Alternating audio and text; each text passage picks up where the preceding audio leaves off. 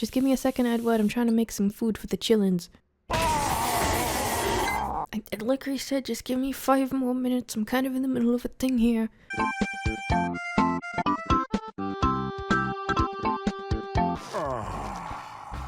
I think it's gonna take longer than 5 minutes. Oh shit, here we go again.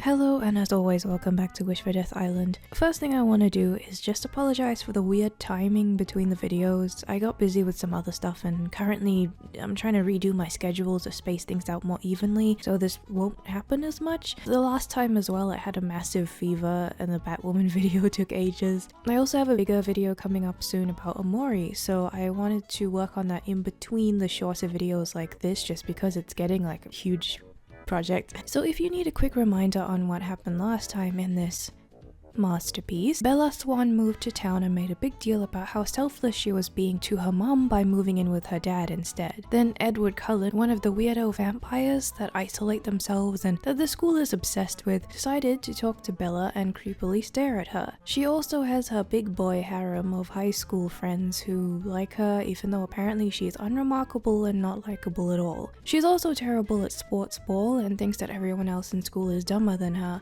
and now she's once again moping around doing nothing. Let's get back in at chapter 3. It was the still grey-green light of a cloudy day in the forest, but it was clearer somehow. I realized there was no fog veiling my window. There is no reason for the description to be that badly done. This is what drafts are for. I feel like with the amount of spelling mistakes in this novel and the entire series, as you'll see, it's a miracle that this got past editing. But the worst part, all the rain from yesterday had frozen solid. That's kinda what happens when it's cold, Bella. So she gets scared that the ground is gonna make her fall down even more than usual because slippery, and apparently she fucking goes through life falling over constantly and banging her head. I had enough trouble not falling down when the ground was dry. Might be safer for me to go back to bed now. We get it, you're clumsy and no one likes you, except the excellent stalker vampire. Also, once again, she reminds us that her dad is basically invisible and really awkward. Like, we needed to hear that. How many times did it happen last 2 chapters? Like 7? Living with Charlie was like having my own place, and I found myself reveling in the loneliness. Aloneness, instead of being lonely. Aloneness? That's not even a word, is it? How did this get past editing? So she decides that she has to go to school, which is about the only thing that she's done so far in this entire story. She doesn't seem to really have any hobbies or anything, just stand around and mope, or go to school and mope, and then complain about going to school. But she is happy about one thing. I was eager to get to school because I would see Edward Cullen. Are you serious? He spoke to you once and told you what you wanted to hear, and now he's a dreamboat. Also, she's mortified about the cringe that comes out of her mouth, including the first interaction that she had with Edward yesterday, saying, "My brainless and embarrassing babbling yesterday," because that's the only brainless thing you've ever done, of course. She is even more obsessed with him than before as well, which also means that she's talking about him even more and clogging up the word count. Apparently, as nice as he can be, she still senses he wants to strangle her sometimes. Only sometimes? I was still frightened of the hostility I sometimes felt emanating from him, and I was still tongue-tied whenever I pictured his perfect face. I was well aware that my league and his league were spheres that did not touch, so I shouldn't at all be anxious to see him today. She trips on the driveway, and a drawn-out sentence is included about this for no reason besides quirky, clumsy girl? I almost lost my balance when I finally got to the truck, but I managed to cling to the side mirror and save myself. Why did you think we would care about you falling over? Is this how she expresses nervousness? She gets nervous and then just falls over? Thinking about Mike and Eric and the obvious difference in how teenage boys responded to me here. Ah yes, boys, from the girl who never gets boy attention. Remember, she has a harem and a vampire after her booty and a werewolf that we're gonna meet later.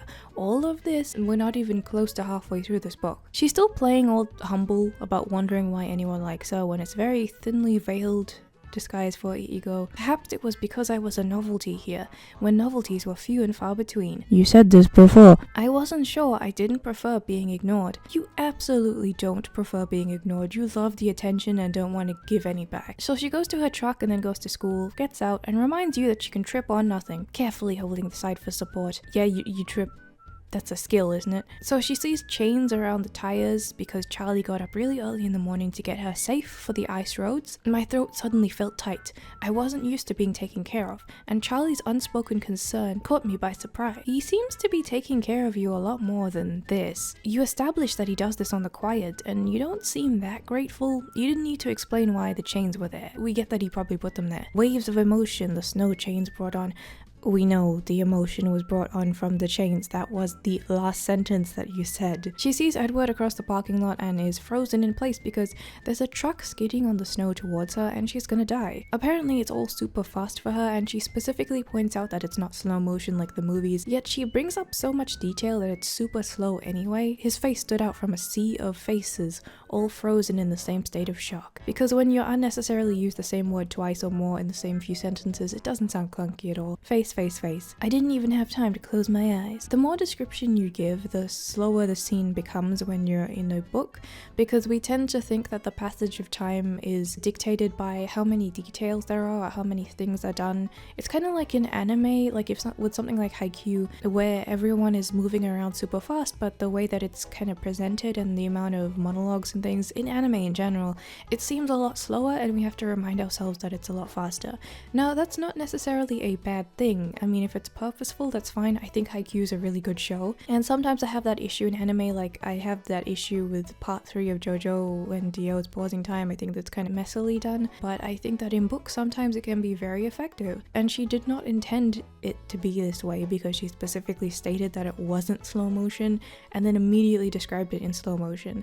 So this is an example of what not to do. But I didn't have a chance to notice anything else because the van was still coming.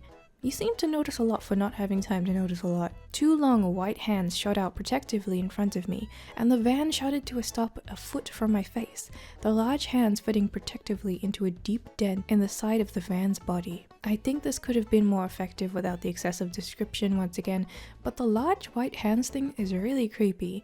Maya seems to really fixate on the fact that this guy is as cold as a corpse and pretty, you know, weird looking, like he's got some rigor mortis shit going on, I don't know. But I think it's pretty creepy how she keeps fixating on that. So he saves her, and then she goes back to being not in slow-mo and everyone kind of catches up. It was absolutely silent for one long second before the screaming began. He tells her that she has a bump on her head from when she fucking smashed into the blacktop, and she has a very normal human interaction to this. Ow, I said, surprised. Can someone get concussed when they're already this brain damaged? She asks him how he moved like sonic speed, and he's all confused about it even though she knows that he's hiding something. I was standing right next to you, Bella, he said, his tone serious again. So she saw him standing across from her, but a better way to control the speed of the scene would be only remembered that he was 4 cars down later on, and she was like, hang on, it was then that I remembered that he wasn't actually next to me and blah blah blah blah blah. And she goes through that stuff afterwards because the way that it's presented now, it's like she notices all that beforehand, then it happens, and then afterwards it's presented as if it was new information when it was just stated beforehand. Maya does that a lot, but I think it stands out particularly in this one because it's presented like it's some sort of twist or like creepy fact about what just happened when we were there when it was described before. I looked at his concerned, innocent expression and was disoriented again by the force of his gold-colored eyes. Remember the eyes because he's gonna be showing those eyes a lot. I distinctly remember one moment in this book where golden eyes were repeated 3 times on the same page. She loves that sentence. Tyler, get out of the fish tank. Tyler's fucking dead. Oh yeah, the kid who was in that truck. He's probably a lot more injured than her, but no, it's all about Bella. So Edward is going on about how he wasn't at the other side of the lot and he was next to her the entire time, and they're starting to fight about it like an old married couple. His expression turned hard. No, I wasn't. Very convincing. He unleashed the full, devastating power of his eyes on me, as if trying to communicate something crucial. Maybe he should open his fucking mouth and say something if it was crucial. Gold in his eyes blazed. Yeah,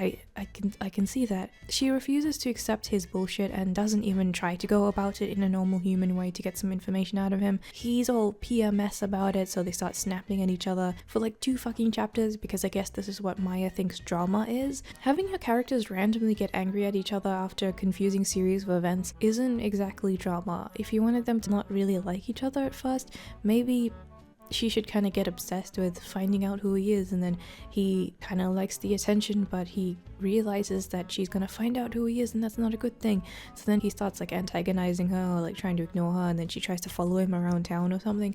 I don't know, just something else. The most cliche thing in the world is like them disagreeing in class or something. Even that, as much as I hate that trope, it's better than this. Fine, he snapped, abruptly exasperated. Oh god, I hate that series of syllables. Fine, I repeated angrily. I love unnecessary adverbs almost as much as I love parentheses and hyphens. So the ambulance gets there and she says that she's fine, but Edward tells them that she hit her head, and that's important because we don't know how injured she actually is, but she sees this as a bad thing.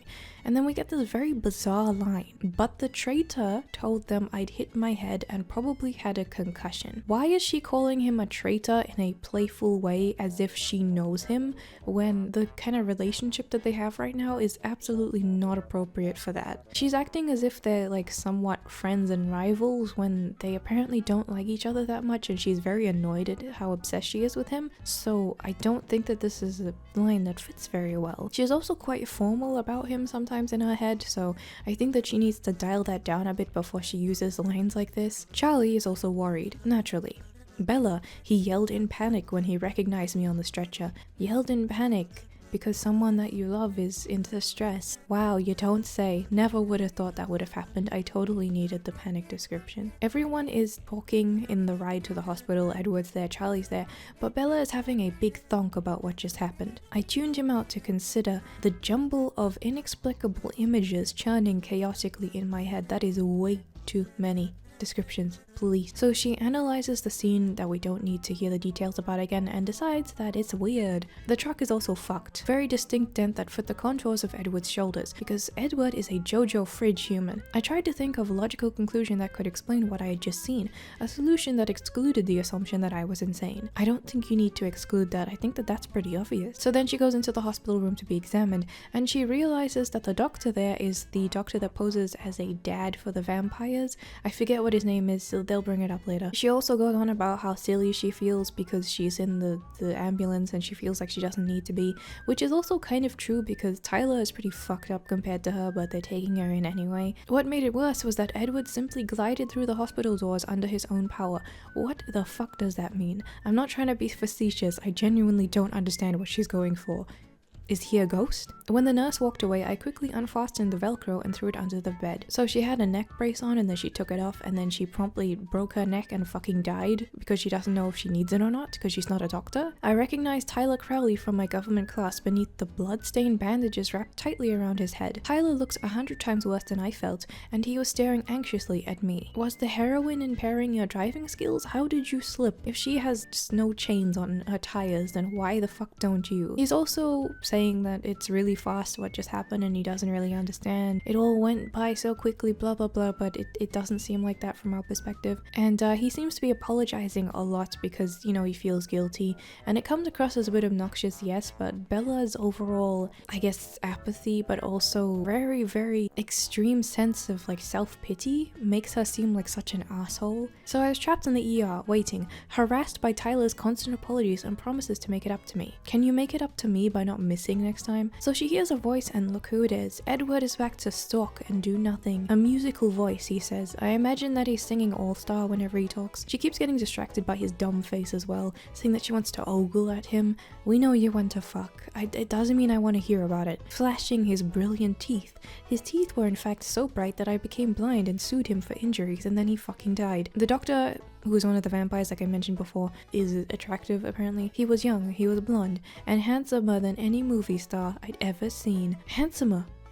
What the fuck kind of word is that?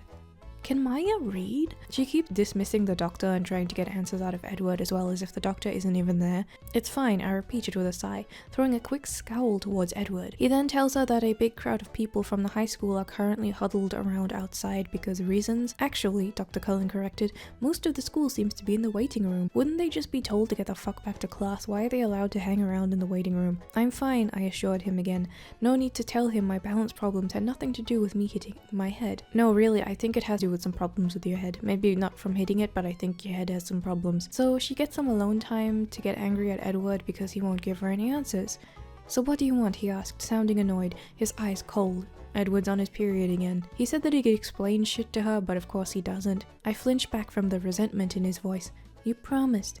Bella, you hit your head. You don't know what you're talking about. His tone was cutting. Something about these dialogue tags just don't really match to me. I don't really have the vocabulary to explain why, I think, but it was like a perfectly delivered line by a skilled actor. So is his delivery stiff and you can easily tell that he's lying, or is it like really well done and you think that he's sincere for a moment, or is he acting? What's the deal? I was in danger of being distracted by his livid, glorious face. It was like trying to stare down a destroying angel.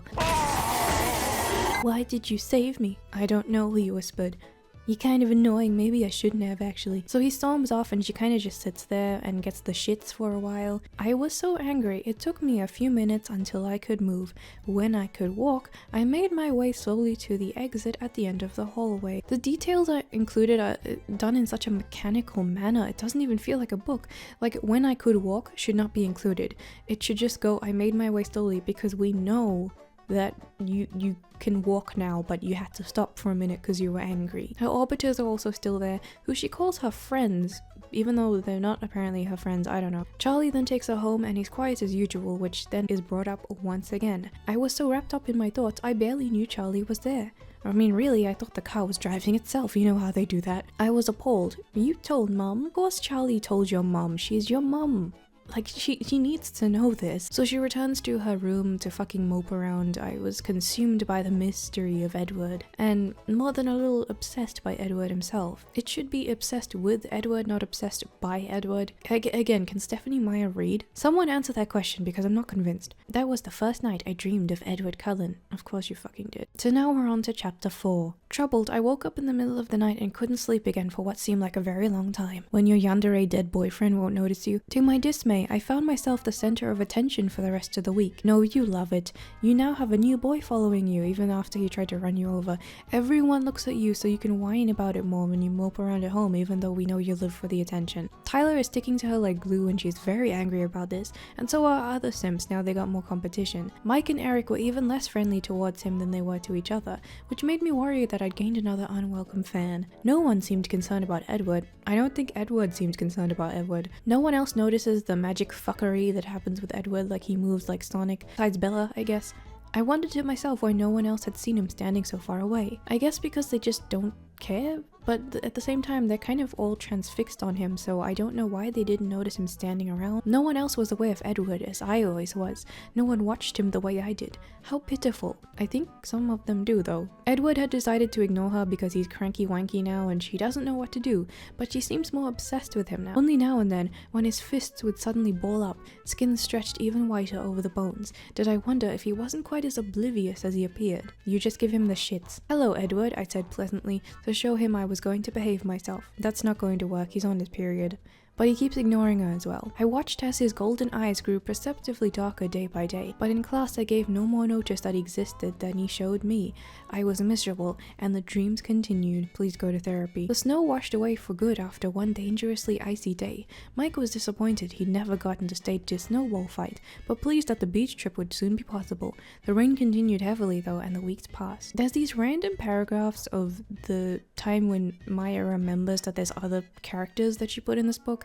The characters are completely unnecessary, but when she remembers, she has to include these completely unnecessary things about what they want to do, why they wanted to do it, and then forgets that they exist again, so it's very not needed. Jessica, that random friend, wants to ask Mike about the dance and he simps for Bella, so it doesn't really go well for her. My fears were strengthened during lunch when Jessica sat as far from Mike as possible, chatting animatedly at Eric. Mike was unusually quiet. Mike then tells Bella that he thinks that he should go to the dance with her instead of Jessica, and Bella is all cranky wanky. I let disapproval color my tone, though I was relieved that he hadn't given her an absolute no. And Edward was staring at me curiously, the same familiar edge of frustration even more distinct now in his black eyes. You need to move on. If you don't like her, just leave. Why are you even in high school? You do not need to be here. Just because he'd happened to look at me for the first time in half a dozen weeks, I couldn't allow him to have this level of influence over me. Nothing's gonna stop it though. He then approaches her. He keeps doing this to tell her to fuck off while also following her around and then telling her to fuck off. It's better if we're not friends, he explained. Trust me. No, really. You're gonna do it anyway though. I gathered my books together, then stood and walked to the door. I meant to sweep dramatically out of the room, but of course I caught the toe of my boot on the door jamb and dropped my books. Ah yes, the floor was too hard to walk on, it was too flat. Sports ball then happens. Team never passed me the ball, so that was good, but I fell down a lot. Sometimes I took people with me. Didn't you say the exact thing last chapter? Edward is walking past the front of my truck, looking straight forward, his lips pressed together. Is that the wrong form of past that you just used? How did this get past the editor? She's still stalking the vampires afterwards too. I could see the four of them walking this way, but still by the cafeteria. I considered taking out the rear of his shiny Volvo, but there were too many witnesses. Unbelievable. So he ignores her, and then she immediately fantasizes about destroying his car. I think that's a sign that you're not a healthy person. Tyler then simps for her and asks for the dance thingy, and then she says that she's going away for the weekend. She keeps repeating the dialogue as well, as if we've never heard it before. I'm not gonna be in town, Tyler. My voice sounded a little sharp. Edward then keeps laughing for no reason. He's on his period, I swear. He's pissed, then laughing, then pissed again. He was unquestionably shaking with laughter, as if they'd heard every word Tyler had said. My foot itched towards the gas pedal. Every time he does something, you want to just run him over. Jessica then calls the landline at home and says that Mike simps for her now and they talk about irrelevant shit. Listen to this paragraph. Jessica thought that was a great idea. Now she was sure of Mike. She actually sounded sincere when she said that she wished I could go to the dance. I gave her my Seattle excuse. This is the worst description of a love interest I've ever seen. Are you ready? He was interesting, and brilliant, and mysterious, and perfect, and possibly able to lift full-sized vans with one hand. So then Bella forgets that it's been a while since she's talked about how much she hates this town, so she starts going on about it. Charlie tries going with her to Seattle, but she says no and scares him away with fashion. Oh, okay. The thought of sitting in women's clothing stores for any period of time immediately put him off. She also gets angry at one point and actually says the word grr. This is written down, this is real, I'm not kidding. She still also wants to yeet Edward's car. I didn't want to put myself in the path of too much temptation and end up owing him a new car. Getting out of the cab, I fumbled with my key and it fell into a puddle at my feet. As they bent together, a white hand flashed out and grabbed it. Why is he still talking to you? He said that he doesn't want to talk to you. Why is he still doing that? Edward then approaches her all friendly for no fucking reason. Do you have multiple personality disorder? I asked severely. Do you? I was wondering if, a week from Saturday, you know, the day of the spring dance— oh no, everyone sucks, please no. I said it would be better if we weren't friends, not that I didn't want to be. But why? So annoying. But I guess you're annoying too. I'm tired of staying away from you, Bella. But why? You should really stay away from me, he warned. I'll see you in class. He turned abruptly and walked away. Okay, so what basically happened here is he's saying that she should get in his car to go to Seattle with him because he's afraid that she's going to get run over and die or something because her truck is so old. I thought her truck was pretty sturdy, but apparently it's not when it doesn't need to be. Well, anyway, this is once again 2 chapters and then I'm done. Until the next time, I really can't read more than 2 chapters of this nonsense. And I think as long as the Harry Potter reviews are, I feel like these are just way longer because I use so many quotes because there's just so many that I need to talk about that it ends up just eating away at so much time. Anyway, I'm gonna keep working on the projects as I told you. I will try not to make next video take so long to make. Like I said, I'm really bad at time management and I'm trying really hard to fix that. And I hope Edward doesn't visit you in your dreams. Remember, if you read Twilight, Edward is gonna visit you at 3 AM with his cold, creepy, yaoi hands. See ya.